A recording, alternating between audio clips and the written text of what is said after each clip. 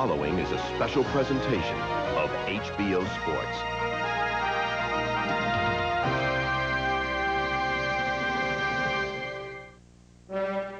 Tonight, from Atlantic City, New Jersey, HBO Sports rings in the new year with a welterweight championship fight, matching two fighters who begin 1991 with their own New Year's resolutions. For former IBF junior welterweight champion Meldrick Taylor, the declaration is to again be the fighter he was the night he fought Chavez. Taylor that evening rose to the occasion, using blazing quickness, explosive combinations, and lateral movements, skills he must rediscover to have a chance at regaining a title. And while most of us begin the new year with a commitment to losing weight, Meldrick Taylor plans to add a few extra pounds. He hopes in all the right places. In his last performance, a heavier Taylor weighed in at 144 pounds, looked sluggish, uncomfortable, lacked aggression. Tonight will be a true test to see if Meldrick Taylor still has the heart of a champion. His opponent, the undefeated champion, Aaron Davis, hopes 1991 is the year he silences skeptics who question his ability. His resolution, to fight the kind of quality opponents who have in the past been missing from his dossier. And maybe this will be the year when Aaron Davis lives up to his self-styled Superman persona, a possibility former WBA champion Mark Breland discovered en route to the unhappy loss of his welterweight title. Tonight, Aaron Davis plans to start off the new year with a bang in Atlantic City.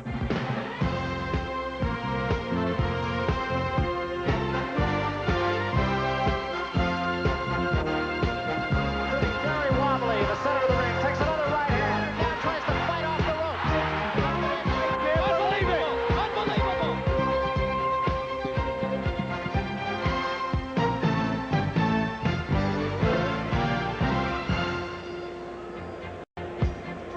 And now we are live from the Trump Plaza in Atlantic City, where HBO Sports presents World Championship Boxing. Tonight, WBA welterweight champion Aaron Davis makes his first defense of that title against the former IBF junior welterweight champion Meldrick Taylor. The bout is scheduled for 12 rounds. It is indeed the dead of winter here on the East Coast, but inside this makeshift indoor arena in the Grand Ballroom, the temperature is soon to heat up. We're only moments away from having many of our questions answered about the two fighters here tonight. Davis or Taylor? Who will prosper most in 1991? We'll soon have our first indication. And hello again. Welcome back to HBO World Championship Boxing. I'm Jim Lampley, and we begin this telecast with the same assurance that we are certain you'll receive on most sports telecasts in the United States this weekend.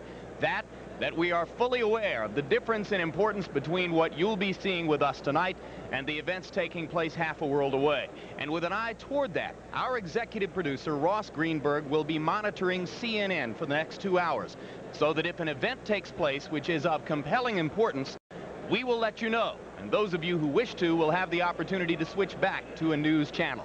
For the time being, though, the business of the WBA welterweight championship, currently held by Aaron Davis, and Meldrick Taylor's first challenge in this particular weight class. We turn now to HBO boxing analyst Larry Merchant. Larry, your thoughts about this championship fight set against the backdrop of a war? Jim, the greatest event I ever covered was the first fight between Muhammad Ali and Joe Frazier, and that was during the war in Vietnam. And as great as the event was, and as cosmic seeming and as dramatic as it was, when it was over, it was a fight, a show, fun and games, as this is.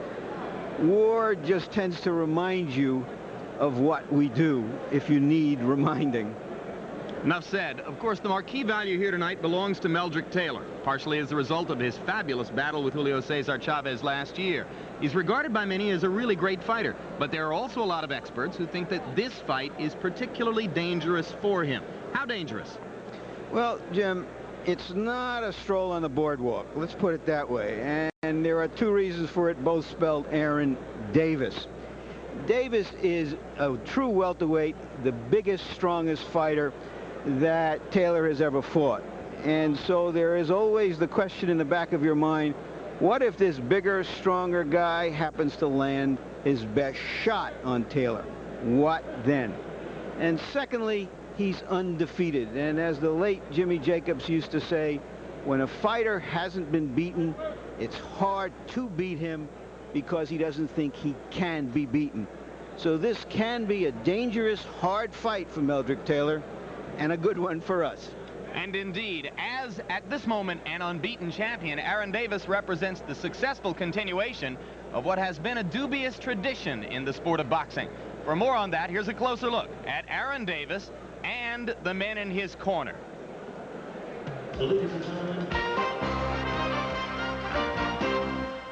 Though he's a virtual unknown outside the ring, it was no secret to the boxing world that this son of a fighter had championship potential. Yeah, $75,000.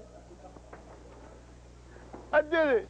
After a successful amateur career that included a New York City Golden Gloves championship, the Bronx-born Davis went into his first world title bout hungry for success. His opponent was Brooklyn's Mark Breland, and for 8 rounds, the two New York fighters drew on their intense city rivalry, knowing full well there are times when pride is more important than strength or speed. He wanted to win that fight bad. He didn't want to go back to New York a loser. And I didn't want to go back to New York a loser, so it was a type of thing where we just had to fight. And he was just willing to die in that ring. And I was just willing to die. There was no turning back for me and no turning back for him. Aaron Davis didn't turn back and eventually knocked Breland out to win the crown. For Davis, winning the world championship meant even more than it would to most other fighters because his father was in his corner.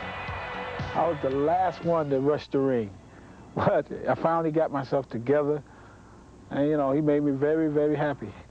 Larry Tumbler Davis was a popular New York club fighter in the 1970s, and while it would seem natural for a father to impart knowledge to his son, past father and son combinations in boxing haven't worked very well. Marvis Frazier, for instance, never could live up to his father's lofty expectations, while Bobby Chez's boxing relationship with his father contributed to the elder Chez's suicide.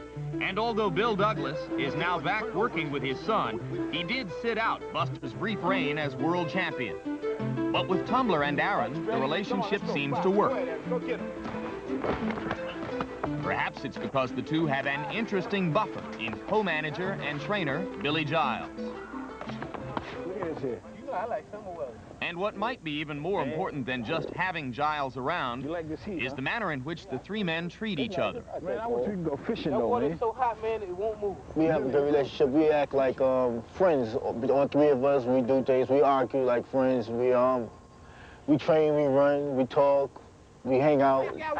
Although Aaron might claim that friendship comes first, there are still times when the feelings a father has for a son can affect the professional relationship, as was the case when Aaron's right eye was almost closed during the Breland fight. That's what's good about having another partner. If it was a father-son thing, I've been saying, oh, man, let's stop the fight or something. But there was Billy. All it is just go. Let's go. Come on, you got your eye, but you got another eye, and you can see, so go ahead and fight. And it came and paid off for us. More than anything else, what has paid off for Aaron Davis is an understanding that his father Tumbler reached several years ago. When Aaron fights in the ring, Aaron is fighting. See, I became a trainer before Aaron wanted to be a boxer. So I had to look at it like I'm a trainer. I got to be in there to do the things a trainer would do, even if it is a blood relation. Just let him fight and treat him like I would treat another fighter. Tumbler, the trainer, may have led Aaron to the top, but the bottom line is that they are still father and son. He made me proud of anything ever happened in my life. You know, I could never think of anything, even if I would have won the title, I don't think it would have been as great as seeing him do it. Because I love him. I want him to do the best for himself and what would make him that much of a better person. And coming up very shortly here on HBO, you will see the first title defense for Aaron Davis, WBC World Welterweight Champion, as Meldrick Taylor is his challenger here in Atlantic City, New Jersey, in a fight scheduled for 12 rounds. It's the paradox of Meldrick Taylor's career for the time being that though he's only lost once, That one loss goes as far as any of his victories toward defining his particular greatness in the ring. I'm referring, of course, Larry, to the epic battle with Julio Cesar Chavez last year. In what way does the recollection of that fight play into what we're about to see tonight? Jim, I think there are two Taylor-Chavez fights looming over this fight tonight. The ghost of one and the prospect of two. And there are questions about both of them here. The first question is whether Taylor has indeed gotten over that fierce, bruising battle and the heartbreak of the defeat in that first fight. It's a pertinent question for tonight because some fighters never overcome that kind of a fight, and some fighters take years to overcome that kind of a fight. An outstanding young fighter like Taylor or a Mike Tyson can overcome it, but you don't know they've overcome it until they've gotten into another bruising, tough fight, which more or less answers the second question about this. Why didn't Meldrick Taylor take the easy route to a big money rematch with Chavez instead of going in against a bigger, stronger welterweight like Aaron Davis? He says to prove to himself and to us that he has come back. It's a risk, but blessed are the risk takers. We're going to learn a little bit more about Meldrick Taylor as a human being in just a moment, but first we're going to take a look back at a small personal ceremony that took place a little bit earlier in Meldrick Taylor's dressing room. The featured performer here, heavyweight champion Evander Holyfield, this time appearing in a slightly different role. Well, we got here today, Lord. I'm asking for your blessing. May Meldrick train hard, Lord. Give him the power and the will to achieve, Lord. Give him all the strength that he needs, and bless his name. Amen. And Larry Merchant, it's worth noting that that is a reprise of an earlier prayer. That's right, because before he beat Buster Douglas to gain the undisputed heavyweight championship, it was Taylor who led the prayer for him. Very unusual relationship. Well, Meldrick Taylor and Evander Holyfield had become close friends as a result of their experiences in the ring. Now a look at the life outside of the ring from which Meldrick Taylor stepped up to be a boxing superstar.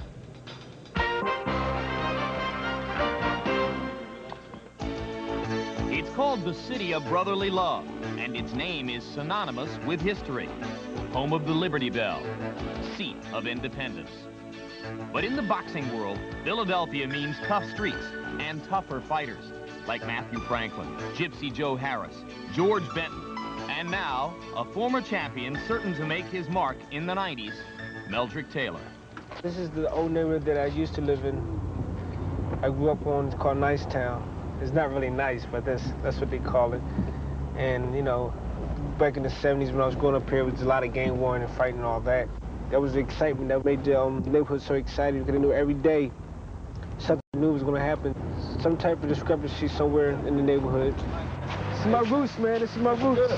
How you feel? You know that. You know this is the roots. This is where you come from. That's right. It's good to see you back in the neighborhood. Thanks, man. Like many fighters before him, Meldrick got his introduction to boxing at the local boys' club.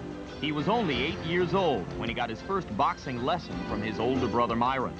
In 1979, Meldrick moved on to serious gyms like Joe Frazier's. I always stayed with boxing because that was my first love. And, you know, people used to tell me that if you stick with it and keep working hard, you're going to be somebody, you're going to be successful one day.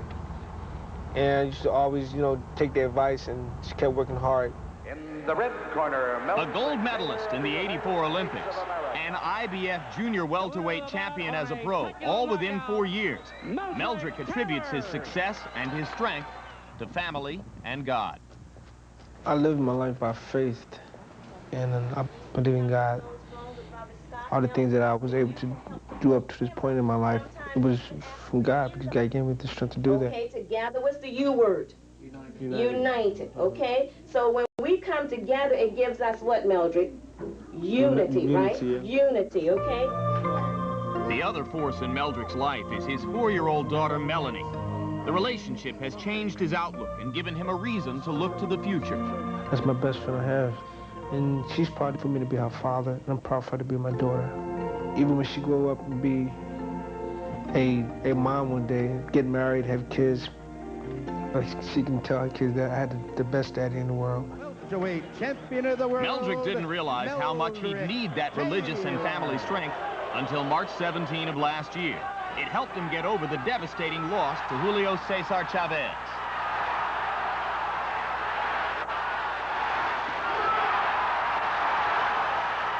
It takes someone a whole career to be able to experience what I'd experienced in one fight. I'm sure there's a lot of great fighters out there that had great fights. But for me to be as young as I am and to experience that type of drama, I believe that it should be a plus on my side. But the rest of the boxing community wondered just how much physical and mental damage Chavez had done to Taylor. 5 months passed before Taylor climbed back into the ring to face Primo Ramos. Now Taylor backs Primo Ramos up against the ropes. I know that in the past you get fighters that have been into big fights and they never was the same. So it wasn't the fact that I questioned my ability. It was all mental. It was all mental. It had nothing to do with my ability. It was just a mental thing that can I overcome the traumatic thing that happened to me. How would I react if another fighter come at me and I'm thinking about the Chavez fight? Despite a lackluster performance against Ramos, Taylor survived an important test. In any inner city, streets are tough. But Meldrick Taylor came from these streets to become an Olympic hero, a role model, and world champion. Abruptly knocked off of that pedestal, he's been forced to look inward to come back, to gather strength from family and religion. Meldrick Taylor fights for another championship tonight, but he will always be a champion in the hearts of a unified Philadelphia. Meldrick's reverence and devotion fit neatly with the moment we are about to experience here, a moment surely that this fight will share in common with most American sports events this weekend. Now let's go to ring announcer Michael Buffer.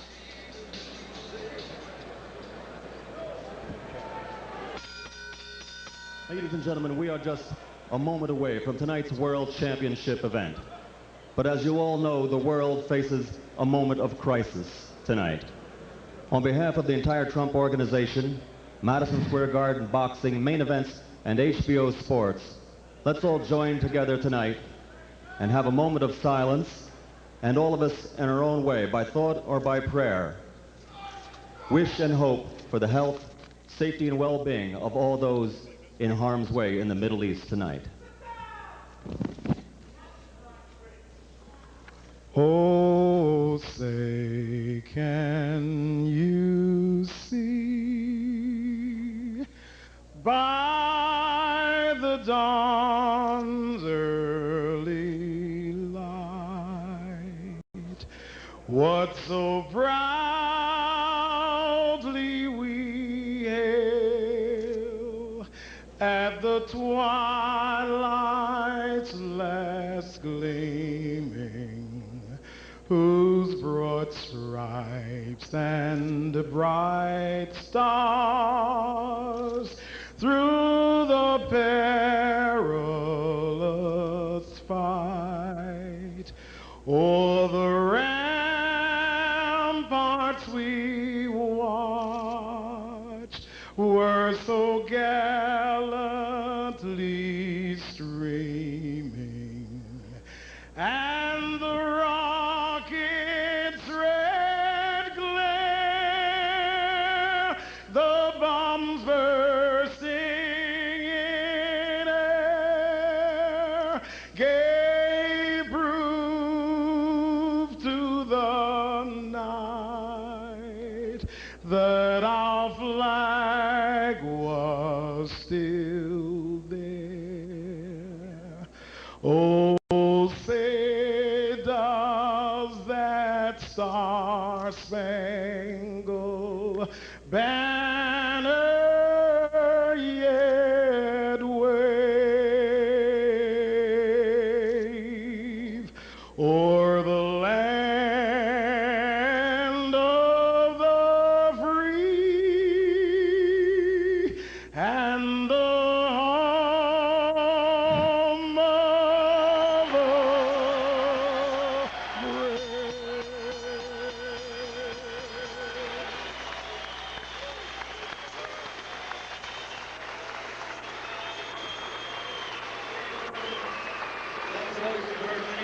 Mr. Duke Daniels, formerly of the great group The Platters. Mr. Duke Daniels. And the United States Army Corps Guard from the 78th Division of the 309th Infantry of Northfield, New Jersey. Let's give them a hand, ladies and gentlemen.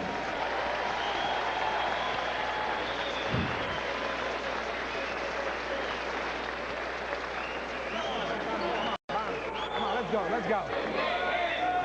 All right, baby, let's bounce. Come on. Go that way. So now Meldrick Taylor prepares to make his entrance, surrounded by his lieutenants from the Lou Duba, George Benton camp of main events here in New Jersey. Come on, baby, come on. Next to Meldrick, there is world lightweight champion Pernell Whitaker. And on the other side, the world heavyweight champion, Evander Holyfield. A pretty good convoy, I would say. And as I mentioned earlier, Jim, they really do have an unusual relationship in this, the most singular of games, where every performer is on his own, naked out there. They really do somehow tap into each other's strengths. And indeed, one of Meldrick's prime motivations as he enters this particular fight is the desire to get back on the same pedestal with his buddies Holyfield and Whitaker. He wants another world championship just like they have. There's a look at the record. The only loss, of course, to Chavez with 2 seconds to go in a fight in which Taylor was well ahead on 2 of the 3 scorecards. The draw with Howard Davis early in his career was regarded at that time as a feather in his cap, a step up rather than a step backward. Taylor and Benton both have close relatives in the Middle East, Jim. And here is the title holder for this evening's bout. Remember, this is Meldrick Taylor's first appearance ever at the 147-pound weight limit. Aaron Davis won the championship with what was regarded as a surprise knockout of Mark Breland. He was an 8-1 underdog in that fight. He is a 3-1 underdog in this fight. It's one of those rare occasions when the champion is not only an underdog, but in his mind, this is the opportunity for him to gain the spotlight that Meldrick Taylor has. As we learned yesterday when we met Aaron Davis, this is a highly intelligent, engaging, entertaining personality. He is really pumped up for this occasion. It's his first big public exposure. And he is an unbeaten fighter, and psychologically that may have a lot to do with what he brings into the ring tonight, Larry. That's right, and I think the courage and stick-to-itiveness that he showed in some of his fights where he snatched victory from defeat, I think is partly attributable to the fact that he was unbeaten and wanted to stay that way. Davis is a lanky fighter, and as we take a look at the tail of the tape, you will see the numbers that show him with a 4.5-inch height advantage and a 10-inch reach advantage over Taylor. But there's another number that's highly significant here. Right, well, Taylor is 145, his highest ever. But the 145.5 of Davis is surprising. It's 1.5 pounds under the limit. It indicates either overtraining or nervousness. We can't tell how it would affect this fight. We'll have to see. And here's our punch stat to give you an idea of how busy these fighters are. The numbers tell you Taylor is the busier fighter, although he doesn't intend to throw as many punches as he has in the past. And in the jabs, Taylor throws more jabs, but Davis does throw a heavy jab.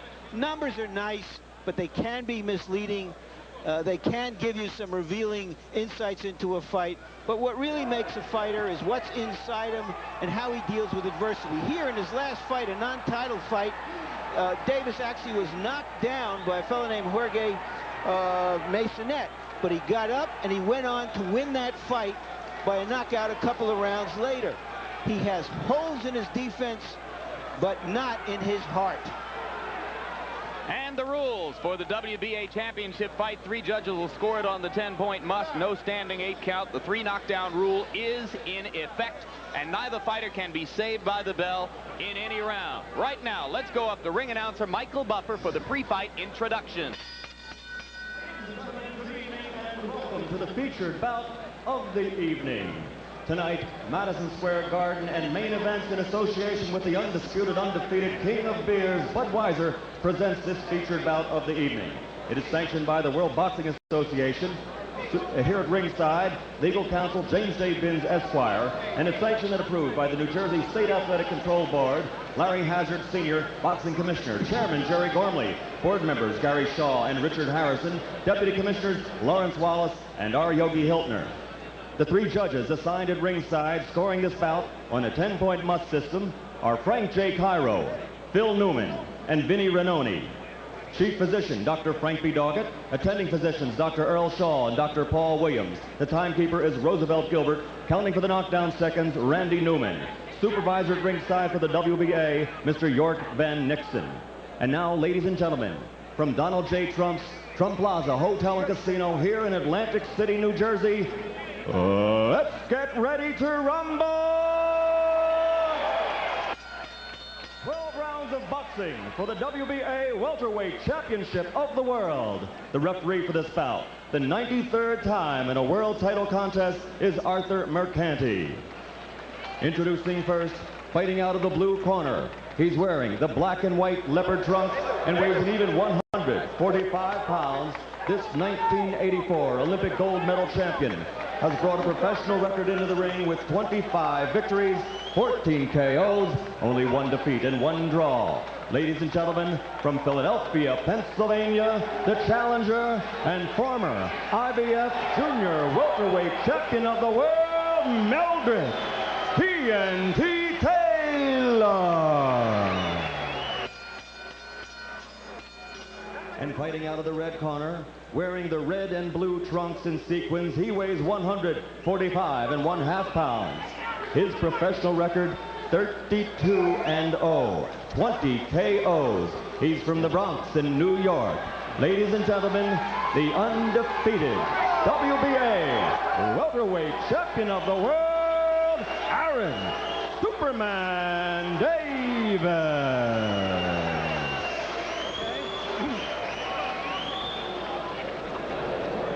Good evening, Aaron and Meldrick. You both know the rules of the World Boxing Association. I expect you to obey these rules, and I'll enforce them. Shake hands now. Come out boxing at the bell. Good luck.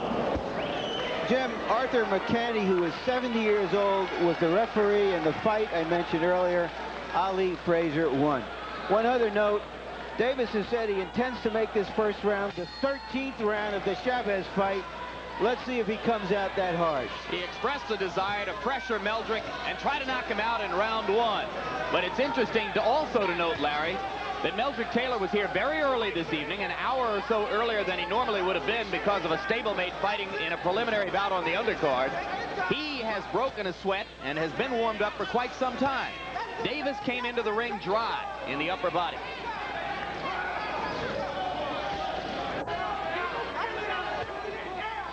Davis is a converted southpaw with a good jab. And he likes to hook off that jab as well, his best punch.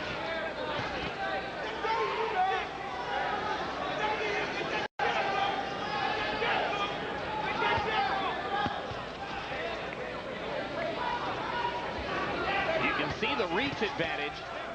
And Meldrick, in order to land consistently, is going to have to step up inside as he did there. When you see them together, Jim, Davis doesn't look stronger than Taylor, but that remains to be seen by the effect of punches.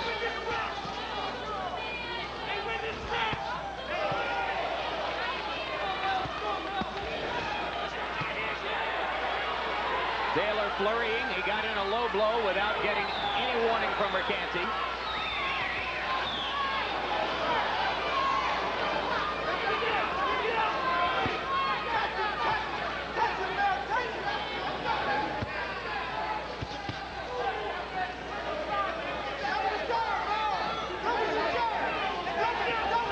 Already Taylor has established himself as the aggressor again, even though he theoretically is the smaller man. And so far, this is a display of Meldrick Taylor's body punching skills. Of course, it was body punching along with hand quickness that helped him to carry the fight against Chavez. That was a warning, and McKenty has said 2 warnings, and he would take a point away from the fighter. Right hand to the side of the head by Davis. Taylor goes back to the body.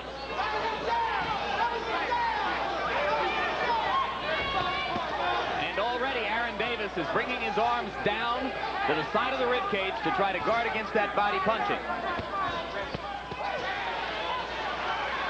You remember that Taylor threw a lot of body punches, much to everyone's surprise, against Chavez, and he's going back to it here. He was tremendously effective to the body against Chavez for the first 6 or 7 rounds.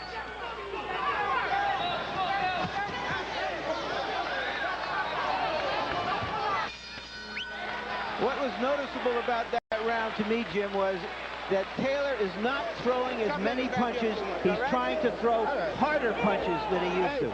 You start to when you jab the body, step to your right and shoot your right hand, your left hooks, all right? Every time you throw that left right hand lead, you gotta be a left hook. Stop banging him in the body, all right? When he starts punching, you gotta finish. All right, you're doing all right. Just pick it up a little bit with him. You block him, you gotta go right back with him. All right? Keep letting your hands go. Look, now when you take off, man, you gotta take off in 3s and 4s, right? So don't throw no 1 punch on the inside. Bang, bang, bang, bang, bang, bang, like that. So to keep this guy catching punches. Right? Start getting that rhythm back. Get that rhythm. Yeah. Now the punch ain't gotta be hard. Just take him off 3, 4. Right. Just keep him covered up, right? Hit those shoulders and hit that body. You're boxing beautiful. That's what we want. Box beautiful, okay, baby? Come on. Another thing I noticed about Davis, Jim, is he seems to be breathing hard. I think it's the excitement of the event. He's never really been in an event of this magnitude.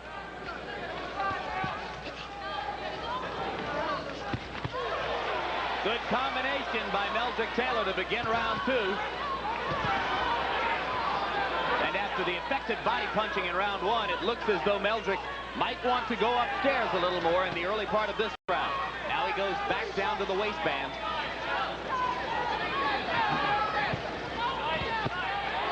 Solid left. Wobbles Davis. That buckled Davis. Can't tell if he's hurt yet. And again, Taylor goes back to the body before coming to the head.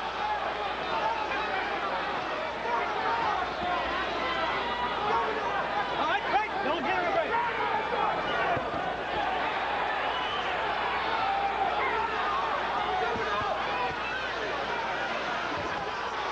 Right hand lands.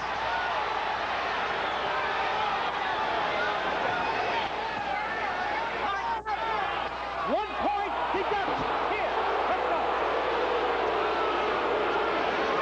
And Mercante makes it clear he'll be tough on low blows. So Taylor goes back upstairs with the combination. Mercante deducted a point there. I thought he was a little over-officious. It was a borderline punch.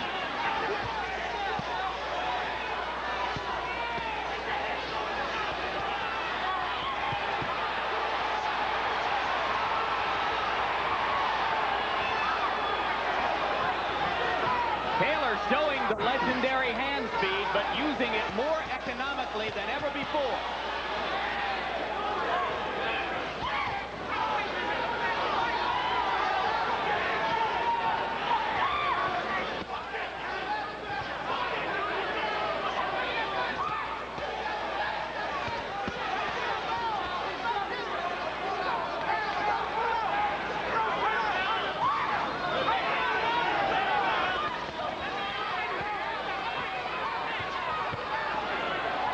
Glancing right hand landed by Davis.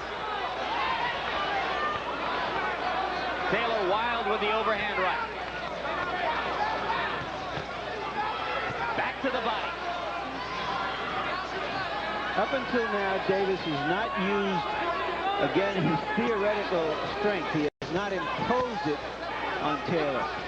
He's been on the defensive almost all the way.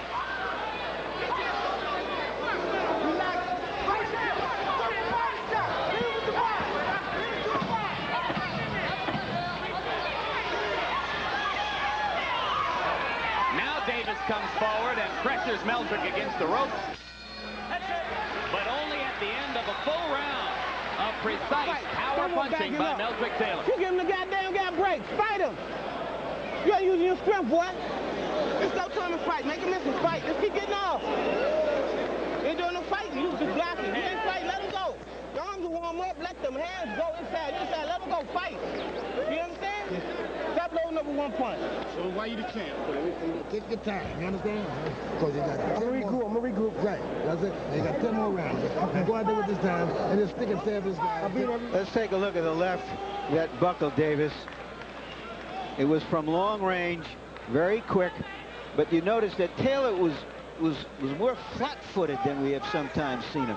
When a fighter throws a lot of very quick punches, he doesn't give himself, his body, a chance to get in position to throw with more power. His whole shoulder was into that punch.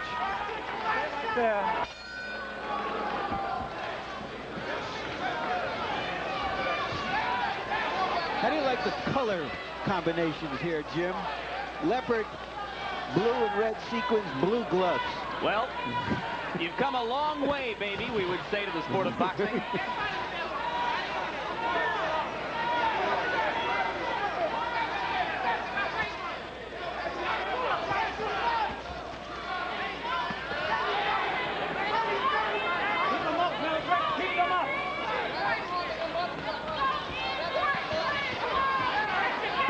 Taylor has set as a goal for himself to box with the cool and the skill of Sugar Ray Robinson and to flurry with the fury of Henry Armstrong. That's pretty lofty goals right there. Landed the right hand.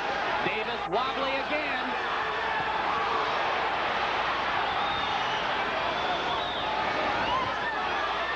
Crowd sits up in anticipation. Davis may have weathered that brief moment.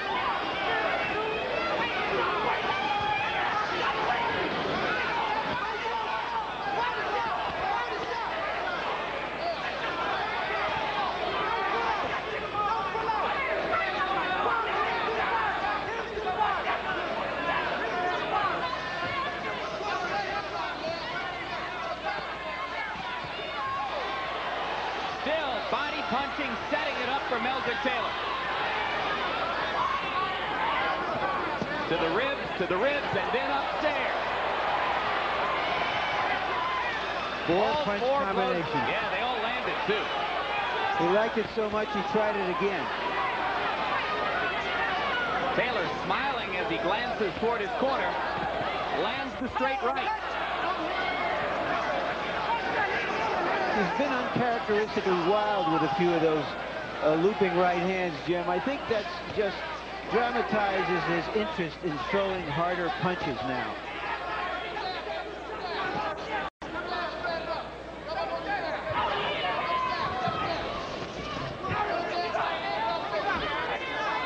Davis just isn't throwing enough punches. He has to get the respect of Taylor.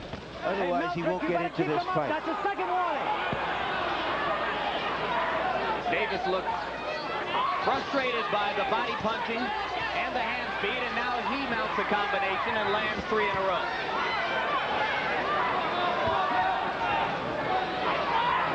Taylor nods as if to say, yeah, I know you're in here.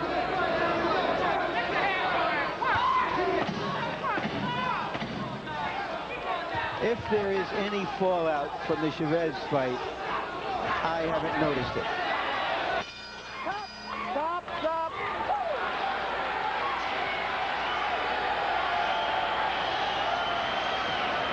Yeah, good. The boxing beautiful out there. Everybody wants you to look. Get the ice back. Hit the water. Hold a minute. Yeah, hold on 1 second. Hold it there. We kind of pushed him. Yeah, that's all. That's all. Don't worry about it. Just keep doing what you're doing. You don't have to worry about what somebody else is doing. Just do what you're doing. You got to dig the body and then the head. Go in the body, then you go to the head. That's up to me. Right?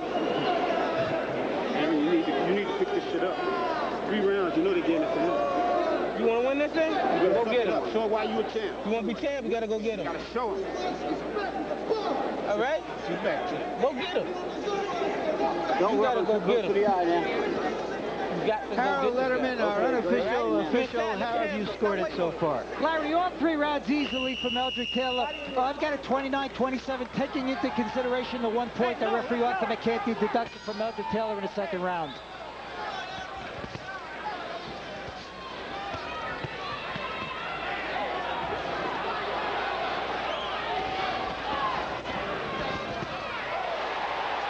Good left hook hurt Davis again.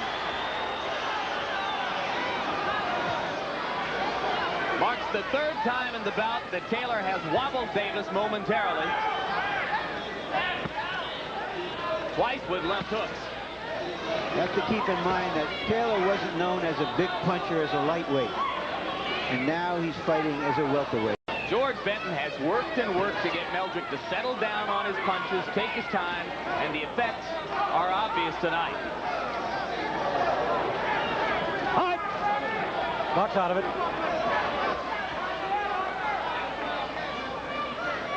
Taylor has always been an accurate puncher, connecting at a close to 50% rate tonight with a lot of hard punches. He's going from a singles hitter to a line drive, double and triples hitter. That's what they want him to be. Not a home run hitter, And but he an has extra made base his, hit. He's made his point with the body punching. Davis literally flinches the elbows downward when Meldrick starts to go to the ribcage. He's simply beating Davis to the punch too much. There it goes again. Body, body. Hook to the chin. That's a warning. That's your first warning, Meldrick. Another warning for low blows.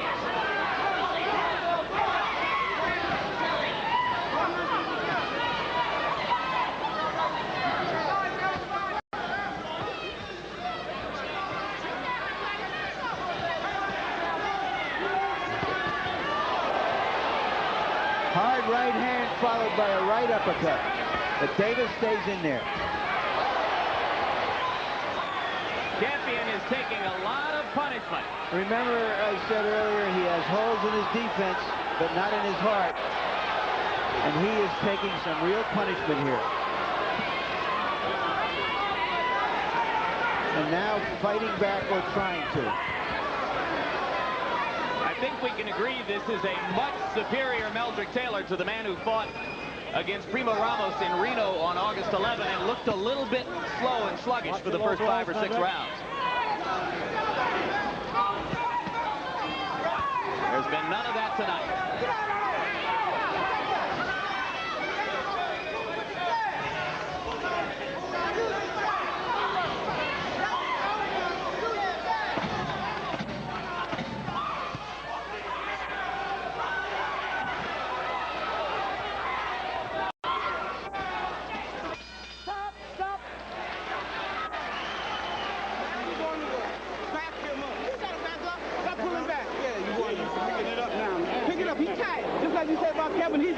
Don't you see he's tired? Go to his body and his head like you never went before. I want you to keep still now. Get back. All right? Let him work here. Suck up there. Go to work. Get up. Don't worry about it. Don't worry about it. Go to work. Let me tell you. You got to just keep banging on him.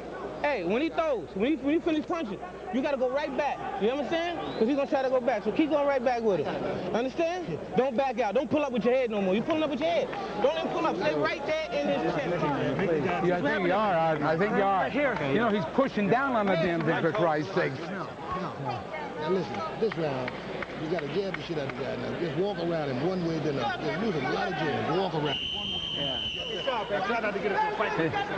Don Duva was complaining that Davis is pushing down on Taylor, causing the low blows. But again, I haven't seen any really terrible low blows. Have you, Jim? Not terribly damaging low blows. There have been a number of connections below the belt, but they don't seem to have damaged Davis in even the slightest bit. You'll remember that Meldrick Taylor had his lower lip shredded against Chavez and swallowed what medical technicians later described as a large quantity of blood. It appears that the lower lip is cut again. We're seeing blood inside Taylor's mouth.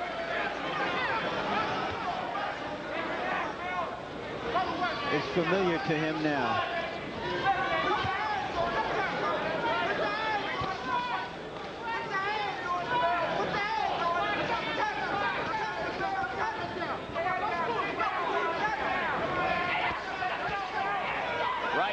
Davis at short range, and the champion begins to land with a little bit more efficiency.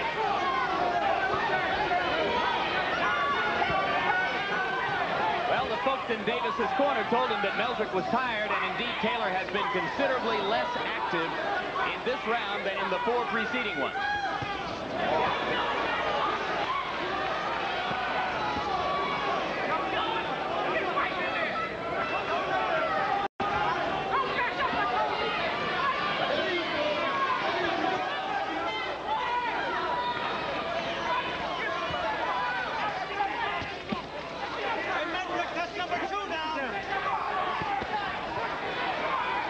Taylor complained that Davis was pulling his hands down, and that's why the punch was low.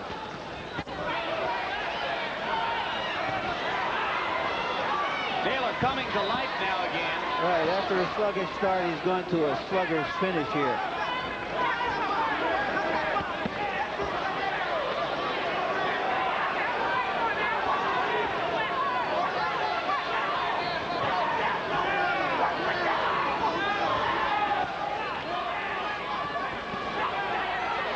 Landing 3 straight punches, but they were light blows.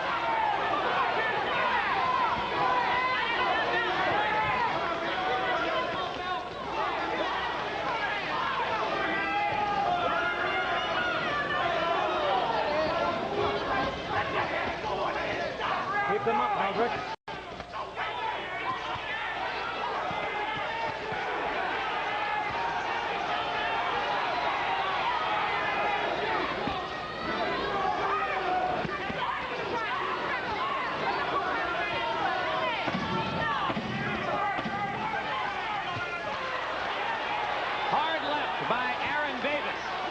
The champion begins to get back into the bout a little bit. That was his best round. Get in a fight with this guy. Understand? Don't get in a fight with. Listen to me. You know when you're stepping around and he go in the corner, step to him. When you step around, he goes. You understand? You step up and go right to him. Get back. You understand what I'm saying? Punch to the body and I melt. Now remember you gotta hit the guy on the wings, remember? But dead weight, right? Now use your dead weight. That's all you got to do with this round. Let me see you use a lot of dead weight. I'll bring you right back. Drink. Look for on the side. Now, Mel. All right, come on. Don't get in a fight with the guy. Keep them hands busy. Stop pulling up with your hands. All right, go in there and work. You inside work. Both hands and body. Hands and body. All right? You take your right hand. Here you see Taylor working the body and the arms. George Benton, his trainer, is a great believer in what you just heard him call dead weight. Punch him in the side, punch him in the arms. Eventually, they'll get tired and weary. Both fighters throwing roundhouses to begin round 6.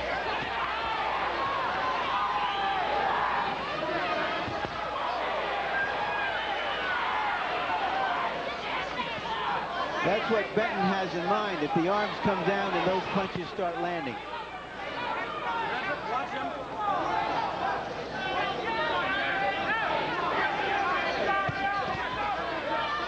But you also heard Benton tell him, don't get into a fight with this guy. He wants him to box him, but you know, Taylor's inclination is to fight the other guy. And he's finding it hard to calibrate himself in that way. Indeed, Meldrick has shown us on several occasions that he's a boxer with the heart of a brawler.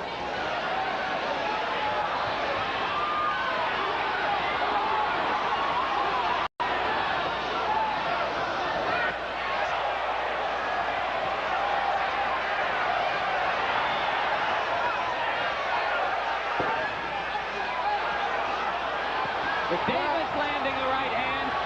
Taylor keeps gunning. This is just what Benton didn't want. That last left hand was a good one and seemed to hurt Taylor.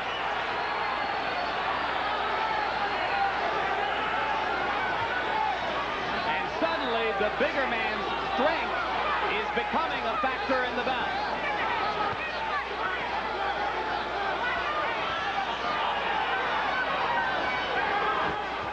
As we said, an unbeaten fighter is hard to beat.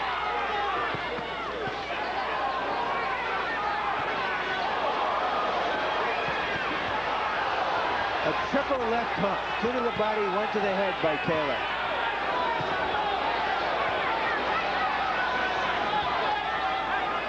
In a moment of crisis, Taylor does what most athletes do. He does what he has done best and what has gotten him this far. He fights him. Two short right hands by Davis doing their damage inside.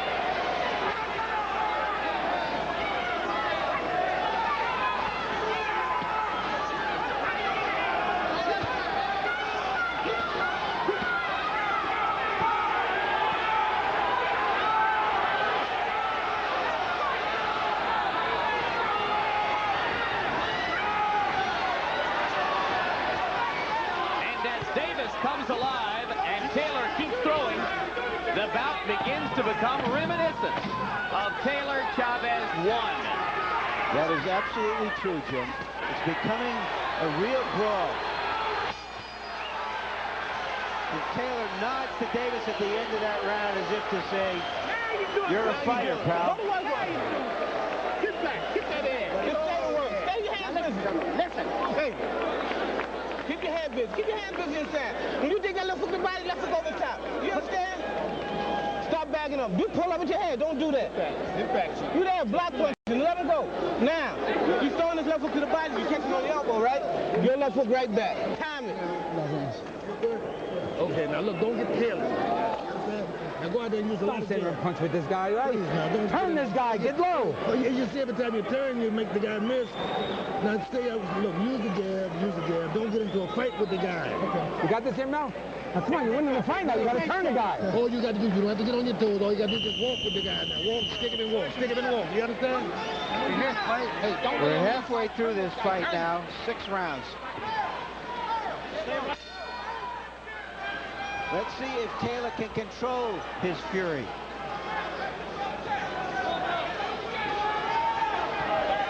Or if Davis lets him.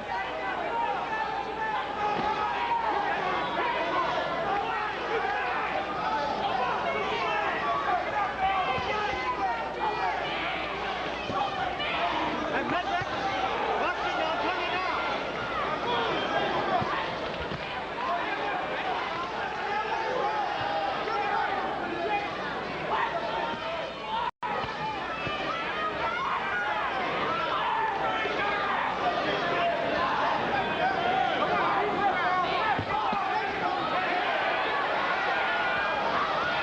Davis has never met a fighter of the quality of Meldrick Taylor. He firmly believes this is a crossroads fight for him. He'll go back to the heat of obscurity if he loses it. He's got a chance for real stardom and all the rewards that come with it if he can beat Meldrick Taylor.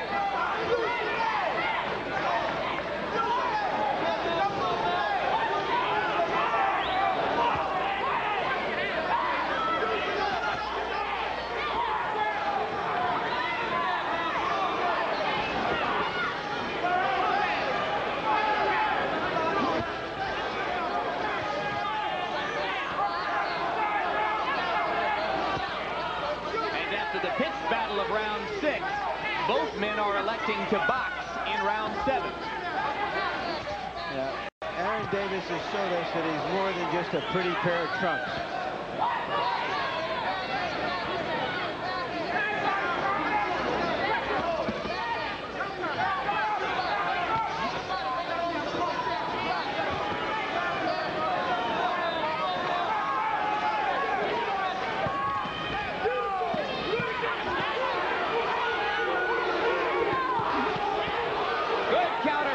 By Davis, a solid left hook by Taylor.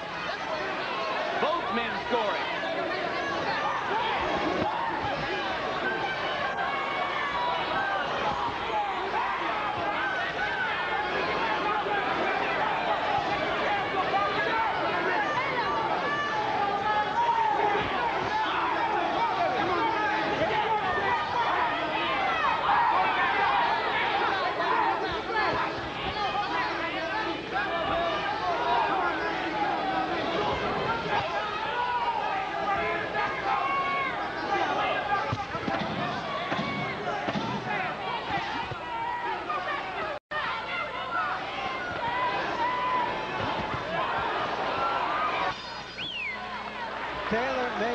that round out in the last minute. See what you do when you step around them? You're boxing beautiful. Let's stay that way. Wait a minute, Luke.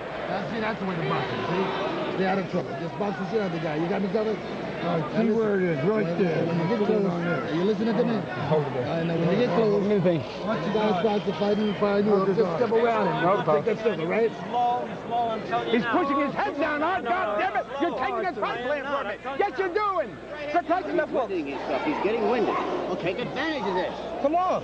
But you got to punch more. You got to throw more punches. More punches. Can you give me more punches? Yeah. All right, do it? Okay. Harold Letterman, 7 rounds. How do you score it? Larry, 68-64, 5-1, and 1 even in favor of Meldrick Taylor. I think he's landed too many punches, getting into cleaner, harder shots. He's the aggressor. He's in control. He's dominating this fight.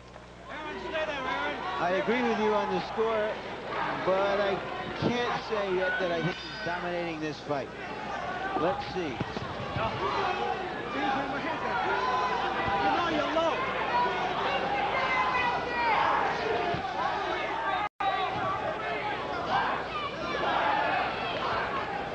It appeared in round 6 as though Davis was luring Taylor into the kind of brawl that would give him the best chance to win. In round 7, both fighters reverted to boxing, and when they do that, it is Meldrick Taylor with his hand speed and precision who appears to have the advantage.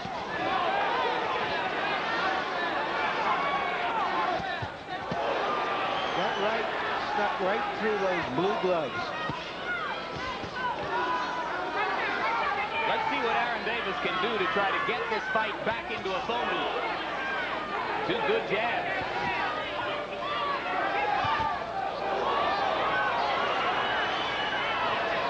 I think Davis is becoming a little bit more eager, feeling that he has to land some stuff, and he's leaving himself open for those shots.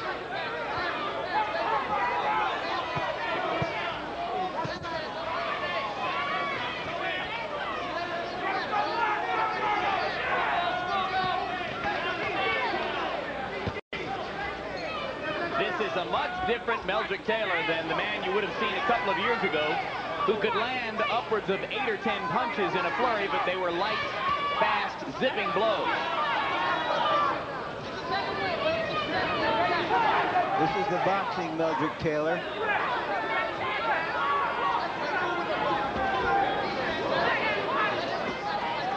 Saving something for the last third of the fight.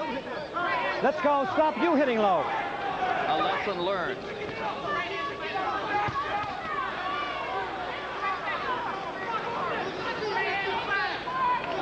We're back now to the rhythm of the first 3 rounds, in which Davis mostly watched and waited while Taylor dominated the action. All right, sit back, quick.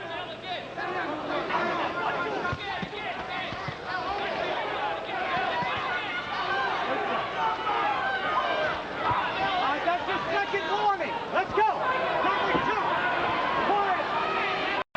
But it cannot help Taylor to continually have to worry about low blows. Would Arthur Mercanti actually disqualify Meldrick Taylor in a championship fight?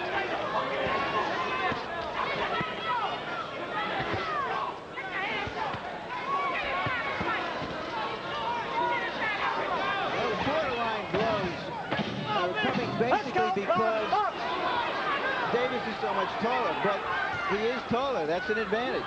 And Taylor has to get his punches up. And as Davis landed in the area of Taylor's waistband, you saw Meldrick turn to Arthur McCanty and say, "What about that?" So clearly it is playing on his mind. I come from the old school, no harm, no foul. How you feeling?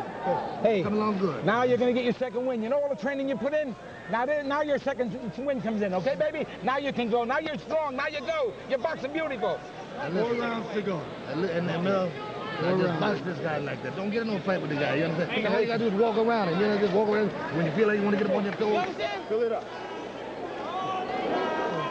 Let it go. Don't bullshit. Fast work. Getting late. You need these rounds. Pressure him. Yeah, you need it. Pressure him. You can't lose none of these rounds. No. Hell no. Hell no. Hell no. You're letting the guy sit around. He's telling you to. Go ahead. I believe I heard Billy Giles Turn around tell this guy and hit him in the Aaron shoulder. Davis, you can't lose any of these rounds.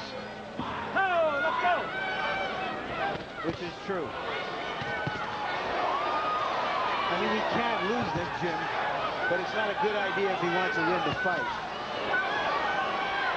Taylor starts with power in round 9.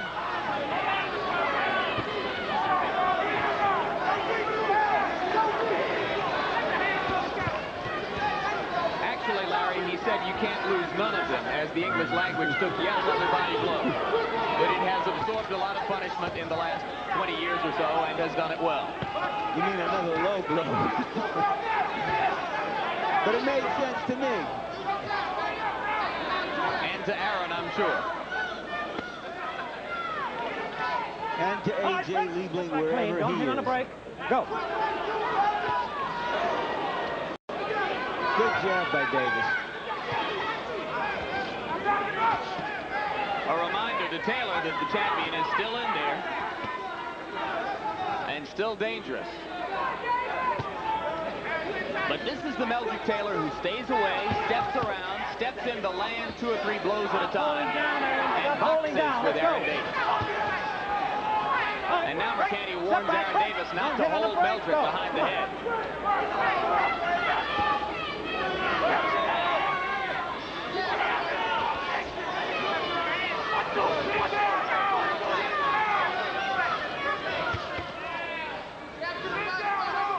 If he fights like this, Meldrick Taylor can beat almost anybody in the world because he has some boxing skills. He can take his time for outside, and yet his opponent never knows when he's coming in and throwing those withering combinations.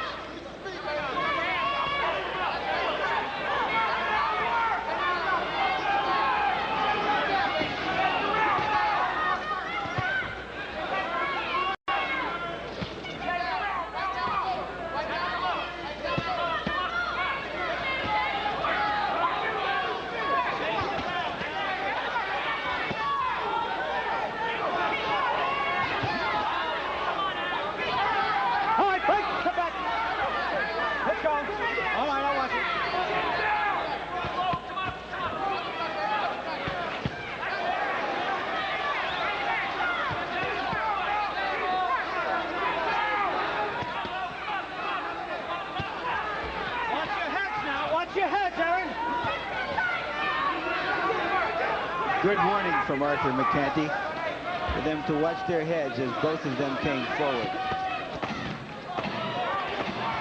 Good combination by Davis, maybe the best of the fight.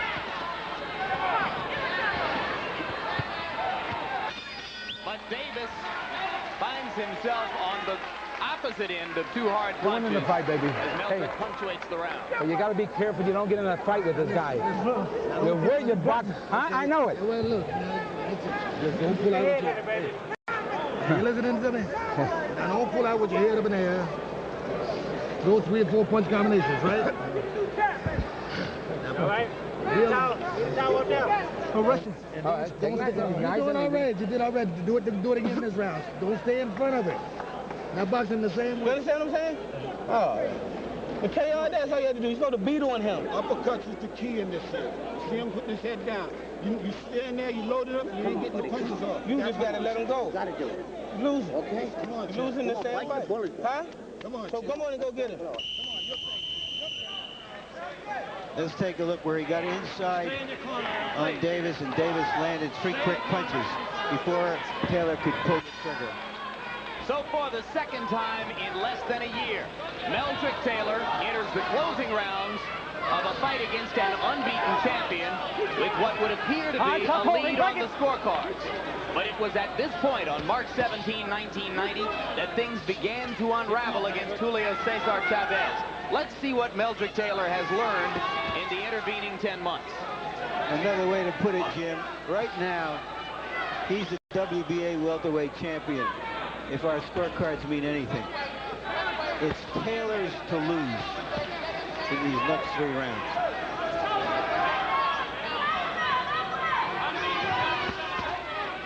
How indelible is the memory of the Chavez fight? What is Meldrick's response to it? That's what we're about to learn. He's a guy with a he's like a team with a 3-touchdown lead going into the last quarter. And I use that metaphor because the Buffalo Bills are among Taylor's big fans.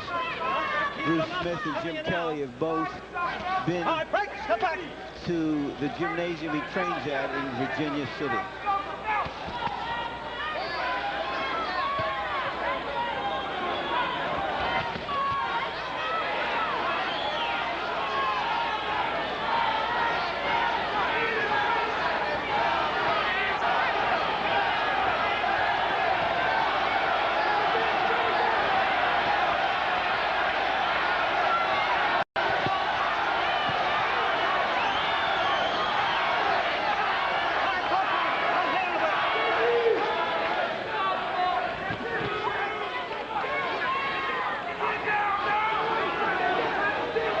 Davis has to do more.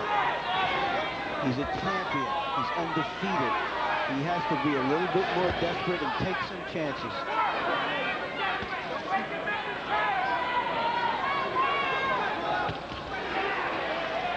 Well, certainly with this strategy, Davis isn't giving himself enough of a chance. You guys are punching now. With the exception of round 6, Davis has, for the most part, fought Taylor's fight. 4 left hands to the body. And a solid left hook to the cheekbone.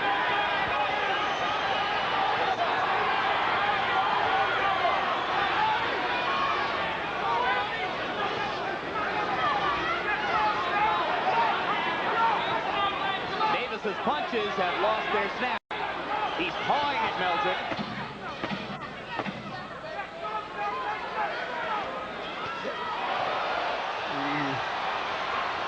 That was dangerous.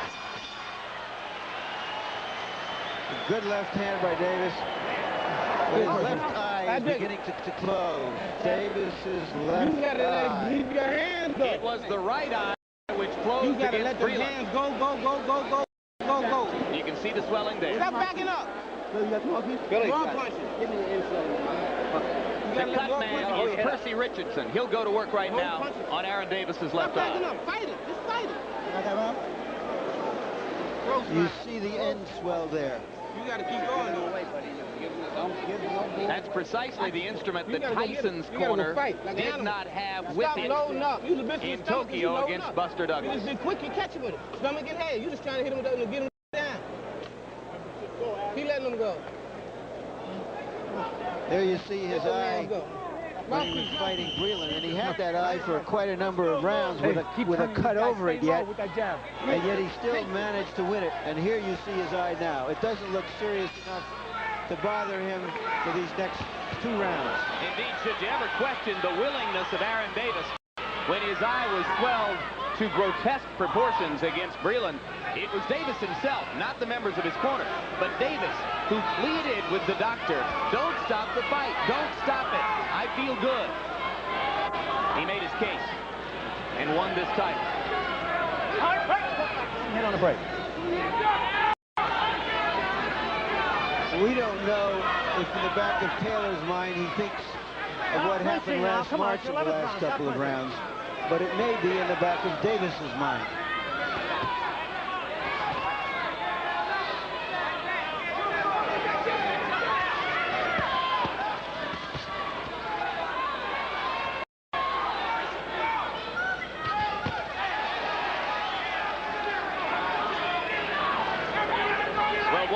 Strategy which has indeed materialized here for Meldrick. He's thrown considerably fewer punches than was the case last March against Chavez, but still has managed to control the fight. That's what they wanted to do.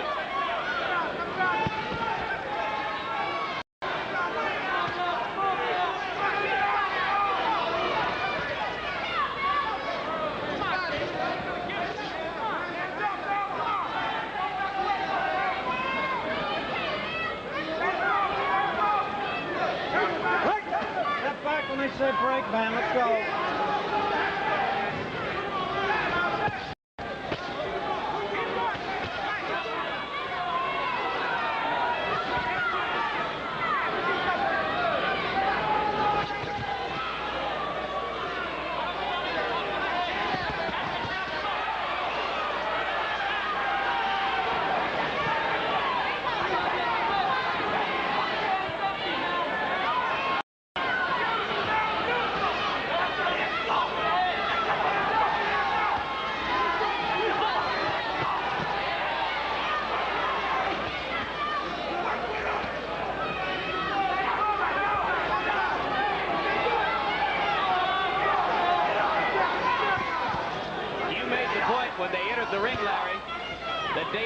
came in at 145.5 pounds instead of 147, as would have been his right. Also, his skin was dry, and he got off to a slow start in the first 3 rounds. It'll be interesting in the aftermath of this to hear whether Aaron thinks he was overtrained for this particular championship defense.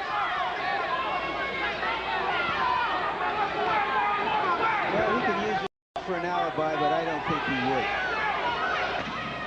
His job is to get into the ring in the best condition he can. Good left hook by Aaron Davis. Maybe too little, too late. Yeah, but you need more. You keep letting me still around. Aaron, this is the last round. Yeah, you need it. The last one. You're going to have to get a hold. You need to go wild. You need a knockdown and all of that, man. I'm winning. No, you're not winning this fight. You're letting the guy still around. You ain't doing enough, man. You ain't doing enough to look convincing. You got to let your hand go. Try to. I mean, 5, 6, 7, 8, 9, 10.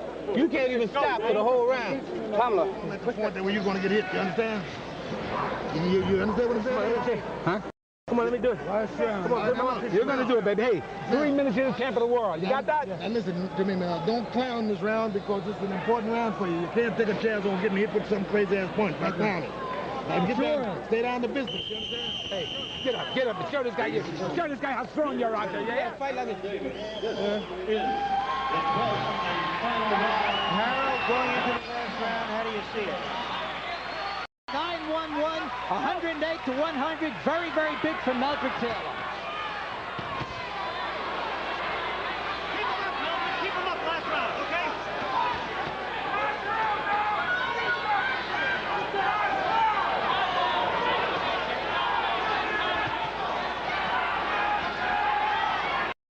All right, quick, step back. Don't hit on the brake.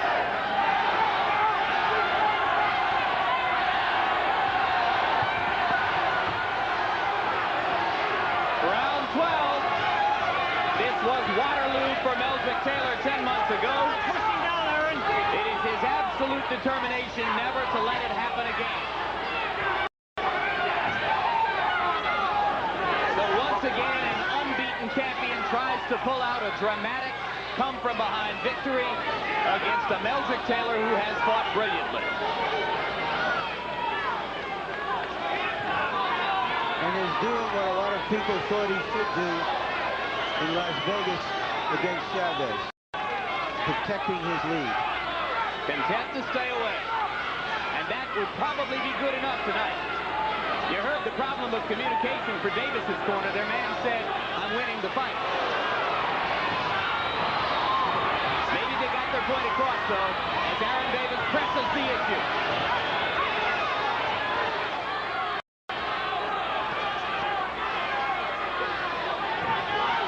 With 54 seconds to go, last March 17, Julio Cesar Chavez landed a crushing right hand. Let's see if Davis can do anything approximating that.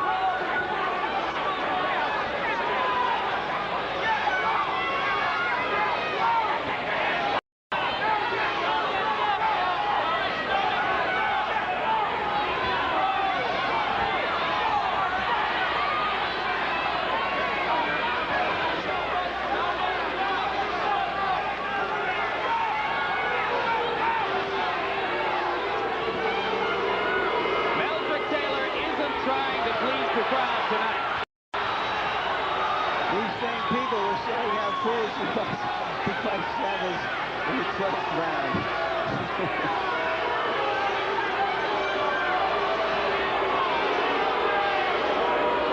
Well, you can't have everything. Mercati wants him to fight. Maybe he didn't see the Chavez fight.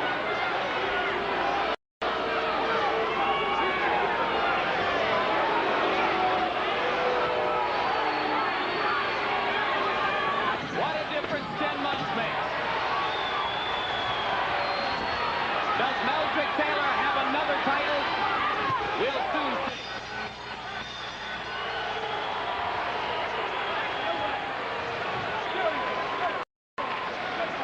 He said he felt lonely without a championship belt. Good fight. It appears that he won't be lonely anymore. Come on, get out of the way.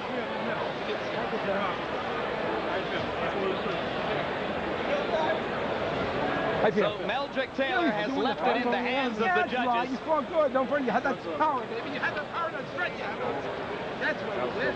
And Aaron Davis, who was implored by the men in his corner to go wild, go crazy, pull out all the stops in the 12th round, wasn't able to get close enough to do the damage. You know, it's hard to believe, Jim, that Meldrick Taylor is the only top Philadelphia fighter out there now. There was a time when in every division virtually you would have either a champion or a top contender out of Philadelphia.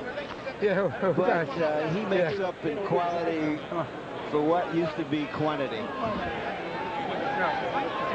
He was also, for 11 rounds tonight, Larry, a very pleasing fighter to the crowd.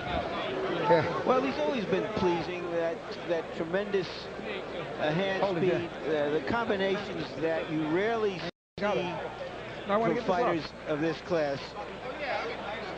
Harold, very quickly, how did you score it? 117, 110, 9-2, 1 even for Meldrick Taylor. I certainly couldn't take it away from him. Too much hand speed. Let's see how the New Jersey judges scored it.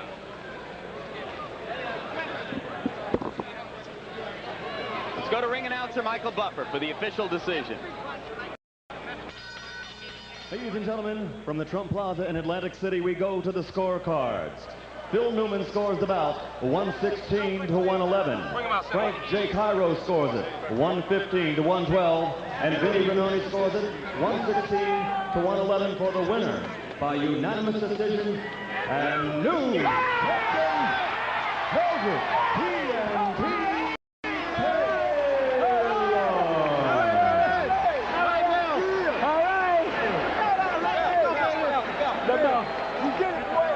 So tonight there were no last-minute mistakes. A round of applause, please, ladies and gentlemen. Well-rounded errors in judgment. No dramatic reversals to upset the course of events, which had been established from the first round onward. Aaron Davis kneels in the corner just above us and hangs his head toward the canvas. You heard him tell the men in his corner before round 12 that he believed he was winning the fight. When he looks back at the videotape, maybe he'll see the degree to which he misled himself. The action belonged to Meldrick Taylor. A more economical, harder punching Meldrick Taylor, who stands by now as we look at final punch stats and take a look at what he did in the bout. Taylor still busy, 923 punches, still accurate, landing 46% of his blows. Davis with a creditable performance, a good performance, but not enough. And now with the new WBA welterweight champ, here's Larry Merchant. Meldrick, you said you were lonely without a belt. I see you have one there. How does it feel to be a champion again? Well, first, Larry, I would like to say thanks to the Lord up above for giving me the strength and delivering me to this victory. I couldn't do it without the Lord on my side. But I feel great about having another belt behind on my waist. This is something that I've been working hard for ever since I had a controversial loss to Chavez. And this is a message to Chavez. You want me, you call yourself the best fighter in the world, pound for pound. Come meet me at 47. Let's see who the best. Let's get it on again. Okay, we'll get to that in a moment. This is your first fight against a real welterweight, a legitimate, pretty strong man. How did you feel going in against him? I felt very confident. I felt strong at 47, and I figured if I could show good defense, I'd better utilize his strength and block most of them with my glove or slip most of them. But he's a very strong competitor. He's very strong. Was he better or just stronger than you anticipated? He was stronger. I figured he was going to be strong. I didn't underestimate his power. I knew that he'd be strong. It was just a matter of me using my speed and utilizing the power. Tell us about the tug of war you were having with yourself, wanting to fight and your corner telling you, don't make a fight out of it, Meldrick. That's the hard Philly's fighter in me. To go out there and fight. He wanted to fight, Larry. You had to hold him back. Well, you didn't want him to fight that much. But in making this kind of transition, when you get into a fight, you do what brung you here. I mean, you do what you've always done. That's right. Boxing is the name of the game. Is just punching and not get hit. Aaron Davis can't take nothing away from this guy. He was a great champion. He was in the fight the whole fight. He fought me back. He was very strong. He never gave up not for 1 minute. Now, when you lost to Chavez, the people said you were a little too vainglorious by fighting him too much in the last round. Here, you danced instead of way, and you got booed anyway. What were your thoughts while that was happening? After the last fight, I got booed? When you got booed here in the last round for dancing. Because they wouldn't... No, that's the last time I lost to Chavez. Being too brave for myself and not being smart and utilizing the ring the last round and staying waiting in Port Victory. I had a good lead, so it was no need for me going to fight. When do you think you will fight Chavez? Chavez, I've been reading the paper a lot. He's been signing a lot of contracts with different promoters, and I think that's very stupid of him. If he want to fight me, how can he be signing contracts and then get sued and get in litigation in court? So I don't think he really want to fight me. He talks about I can't punch, I'm going to kill that welterweight. This is a message for you. Well, you got in the last punch on this one. Congratulations again, Meldrick. Jim? All right, thanks a lot, Larry. And in case you're wondering how this entire scenario might play out down the road, Meldrick's co-manager, Shelly Finkel, just acknowledged to me from up in the ring that the ideal plan, as they see it, would be to next face the winner of a March fight between Maurice Blocker and Simon Brown to try to unify the welterweight championship. There are, as of this moment, 3 welterweight champions, Taylor, Brown, and Blocker. Brown and Blocker will unify 2 of those divisions if they fight as scheduled in March. Shelly Finkel says that his fighter would love to fight the winner of that bout, and then down the road, the winner of the fight between Hector Camacho and Julio Cesar Chavez. Let's go back to Larry Merchant with Aaron Davis. Aaron, you came in light, 145.5. Did it mean anything to you in this fight? No.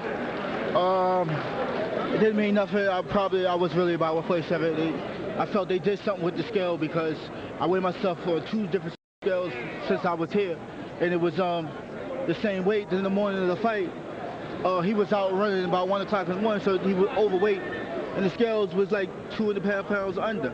All right. Okay, we can't get the scales in here for a verdict by the jury.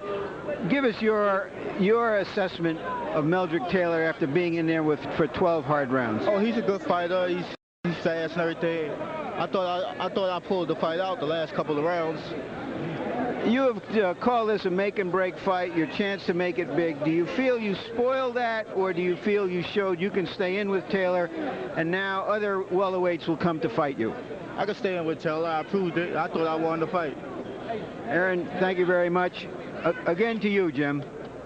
And of course, it remains to be seen what kind of future Aaron Davis has, though he did give what has to be seen as a good account of himself tonight against a fighter whose stature increases once again.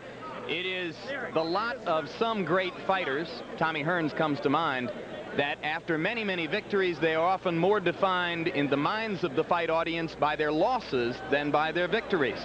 Until tonight, Meldrick Taylor had a chance to go down in boxing history, most well known as the man who piled up a lead over the unbeaten Julio Cesar Chavez and then managed to get himself counted out of the fight, or have the fight stopped, I should say, by referee Richard Steele with only 2 seconds left on the clock. Tonight, by winning the welterweight championship and moving up in class, Taylor has taken a big step toward erasing that particular image and becoming known again as a champion who wins, not just a champion who loses under memorable circumstances. And incidentally, what I said before could play out in either direction. It's entirely conceivable that Taylor might fight the winner of Camacho Chavez, therefore giving us perhaps Chavez Taylor too, before he fights the winner of Simon Brown versus Maurice Blocker. Or if things go the way they have in the welterweight division for the past several years, he might never fight the winner of Simon Brown versus Maurice Blocker and will wind up with a continued reign of multiple welterweight champions. Good performance by Meldrick. What did you think? A good fighter is a good fighter, and a few pounds doesn't make a whole lot of difference. We saw Michael Spinks move up from light heavyweight to be able to challenge an old but still a once great heavyweight champion. If you got to weigh a guy inside, you got to weigh his ability, not just how big he is physically. Julio Cesar Chavez has said that he doesn't want to come up to 147 pounds to fight Meldrick Taylor. Might we have seen the end of our chances to see that particular rematch tonight? No, I just think that's long distance negotiating. Actually, Taylor probably has a few more options than Chavez to make big money fights because he is younger, because he can fight the welterweights. I think Chavez and Taylor is a fight everyone wants to see. There's a great deal of money in it, and I think Chavez will be forced to come up to the welterweight limit. All right.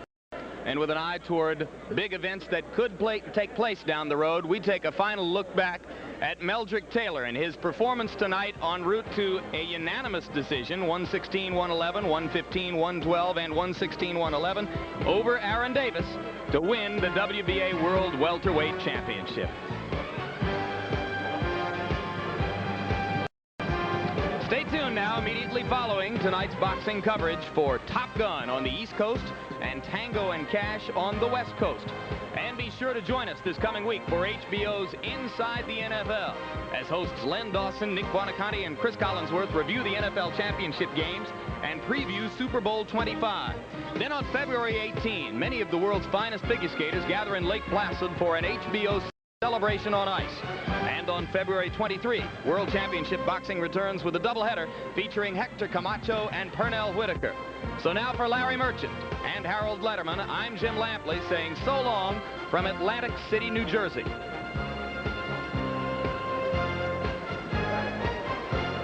The executive producer of HBO Sports is Ross 14 Aces Greenberg. Tonight's telecast was produced by Michael J. Whalen and directed by Mark Payton. The feature producers were Kendall Reed and Black Canyon Productions. The replay producer was David Harmon, and the associate director was Brian McDonald. Assistant to the producer, Kirby Bradley. Production manager, Russell Gabay.